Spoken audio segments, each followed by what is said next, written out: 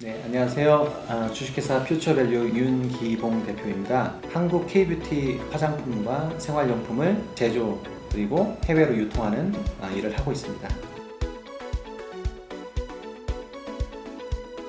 현재 저희 회사에서 주로 유통하는 브랜드들은 아모레퍼시픽과 LG 생활건강 브랜드를 중심으로 해서 로드샵 브랜드라고 할 수 있는 여러 가지 브랜드들과 더불어서 특히 중화권에 있는 K뷰티 브랜드, 예를 들자면 닥터자르트, AHC, 에이지 테니스와 같은 그런 브랜드들을 저희가 공급을 하고 있습니다. 플랫폼 바이어들을 상대로 해서 주로 공급을 하고 있고요. 또 해외 오프라인 바이어들과도 긴밀하게 협력을 하고 있습니다.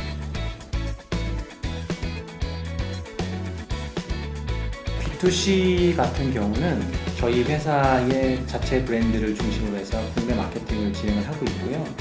해외 플랫폼 쪽에도 저희 브랜드를 제안하고 있는 상황입니다. 국내 같은 경우는 자체 스토팜을 중심으로 해서 진행을 하고 있고요. 또 G마켓, 옥션, 실버 같은 오픈마켓, 쿠팡, UFO, 티몬 같은 채널을 통해서 마케팅을 진행하고 있는 상황입니다. B2B와 B2C를 보통 많이들 말씀하시는데요. B2B 같은 경우는 보통 기업 고객을 상대로 하는 비즈니스라고 말할 수 있는데 B2C와는 다르게 기업이 원하는 다양한 니즈가 있어요. 예를 들자면 기업 같은 경우들은 기업이 필요로 하는 특정 상품, 특정 브랜드가 명확하게 있고요. 또 유통할 수 있는 상품과 이 수량들이 대부분 정해져 있습니다. 보통 유통하는 방식 자체도 도매, 소매와 같은 그런 채널을 거쳐서 유통을 하기 때문에 저희가 상대하는 B2B 바이어들은 대부분 기업 고객이라고 볼 수 있고요. B2C는 저희가 실제적으로 소비하는 소비자들 상대로 하는 판매 방식이기 때문에 저희가 어떤 직접적인 판매를 하기도 하지만 오픈마켓이나 스토팜 혹은 쿠팡과 같은 그런 소매 채널을 중심으로 해서 연계 판매를 하고 있는 상황입니다. 무엇보다도 중요한 거는 B2C 고객들의 마음에 들기 위해서 실제 소비자들의 세세한 목소리 또 원하는 그런 니즈들을 정확하게 파악을 해야지만이 B2C를 성공할 수 있다고 생각하고요. B2B 같은 경우는 구매나 발주를 담당하는 담당자들의 의견이 굉장히 중요하다고 생각해요. 그리고 그 기업이 주력하는 그런 브랜드에 대해서 잘 알고 있을 때 어떤 비즈니스 기회가 있다고 생각합니다.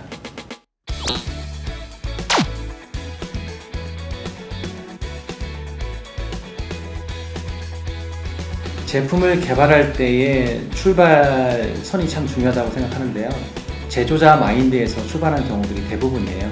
소비자가 원하는 게 무엇인지, 시장이 원하는 게 무엇인지, 그리고 현재의 트렌드에 맞는 게 어떤 것인지를 좀 더 세밀하게 분석을 하고 이해를 한 상황에서 제품을 개발을 해야 되는데 보통은 본인이 마음에 드는 제품을 개발한다든지 단순히 이거 있으면 좋겠다라고 하는 아주 단순한 생각에서 출발한 경우들이 많아요.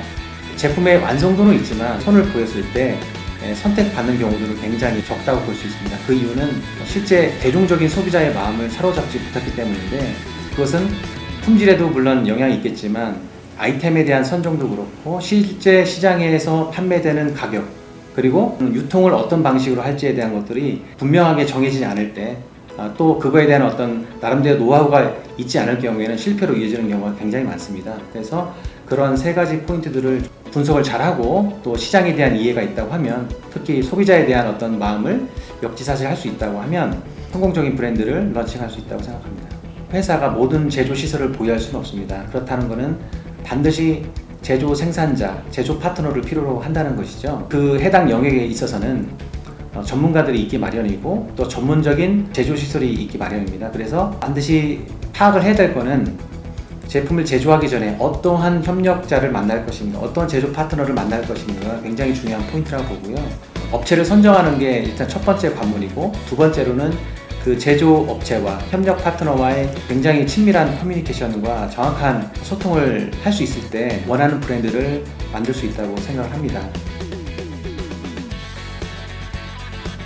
개발은 어떻게 보면 제품을 기획을 하고 만드는 사람 입장에서 생각을 하는 것이기 때문에 다소 추상적일 수도 있고 다소 아이디어란 제품이 나올 수가 있습니다. 그러나 생산하는 입장에서는 실제 이 제품이 구현이 가능한지 현실적인 어떤 그런 결과물을 낼 수 있는지에 대해서 보기 때문에 그런 부분에서 분명한 어떤 갭이 있다고 보여지고요. 개발자와 실제 생산자, 제조자와 긴밀한 어떤 소통을 통해서 실현 가능한지를 파악하는 것이 중요하다고 생각됩니다.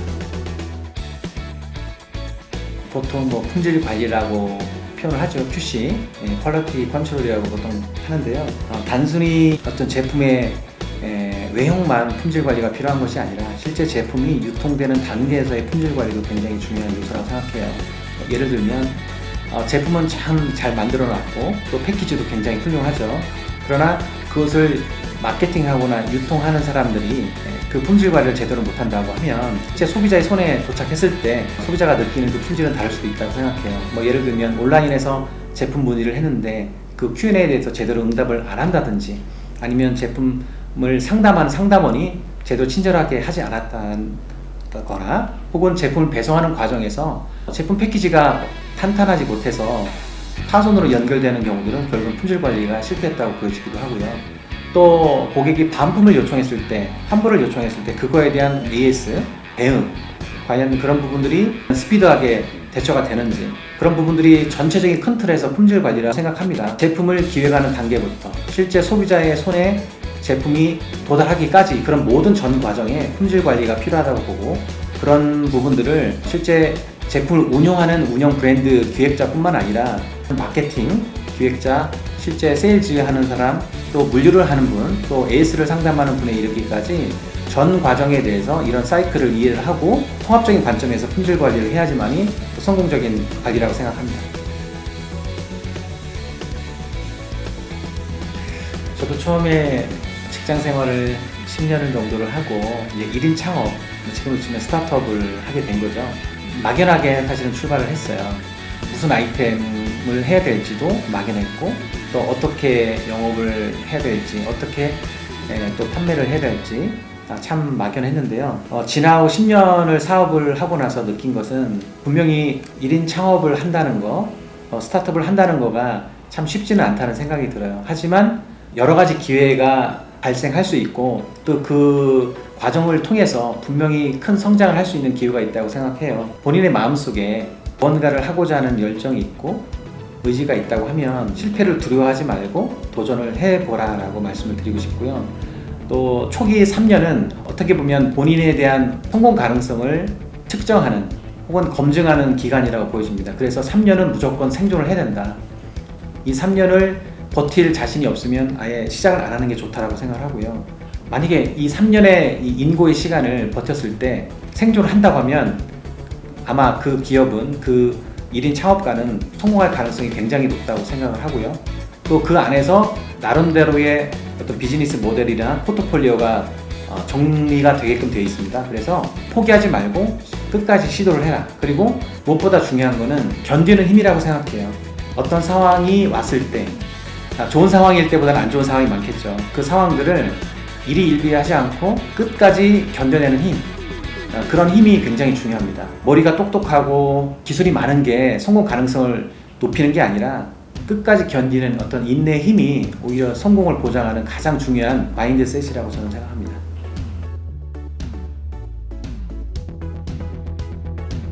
우선 이런 기회에 참여하게 돼서 참 기쁘게 생각하고요. 10년 동안 기업을 하면서 느꼈던 것들을 잘막하게나마 말씀을 드렸는데요. 우선 스타트업을 하는 미래의 창업가들, 또 현재의 1인 창업인들에게 제가 드리고 싶은 말씀은, 어려운 시기를 지나고 있어요. 하지만 절대 포기하지 말고 끝까지 견디는 근선과 끈기가 저는 중요하다고 생각해요. 어떤 일을 할 때 누구나 어떤 실패를 경험할 수 있습니다. 항상 성공을 보장하는 미래는 아닙니다. 하지만 실패를 통해서 배울 수 있는 사람은 그 다음에 동일한 실패를 하지 않을 가능성이 높다고 생각하고요. 그걸 통해서 성공의 가능성을 높여가는 게 저는 기업인들이 하고 있는 루틴 업무라고 생각해요. 모든 아이템이 다 성공하는 건 아니거든요.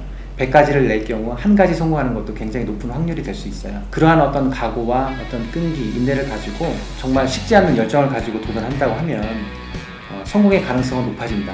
반드시 성공한다고 보장할 수는 없지만 성공의 가능성을 높여가는 게 중요하다고 생각합니다. 그리고 더 중요한 거는 혼자서 이룬다고 생각하면 절대 안 돼요. 반드시 주변에 협력 파트너들을 만나야 됩니다. 주변의 파트너를 만나지 않고서는 절대 성공할 수가 없어요. 그래서 주변에 나와 함께 마음을 같이 할 수 있는 기업가들을 만나고 커뮤니티를 만들고 가급적이면 본인의 커리어를 계속적으로 개발할 수 있는 여러 기회들을 참석을 한다고 하면 본인들한테 그 열정이 식지 않고 계속 이어져 나갈 수 있다고 생각하고요.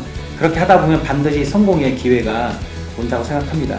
저 역시도 굉장히 힘든 시기를 지나고 났더니 우연히 성공의 기회가 오더라고요. 만약에 그 순간에 포기를 했었다면 지금의 제가 있지 않겠죠? 어려운 시기 뒤에 있는 아주 좋은 성공의 기회를 놓치지 않기를 원하겠습니다. 응원하겠습니다. 감사합니다.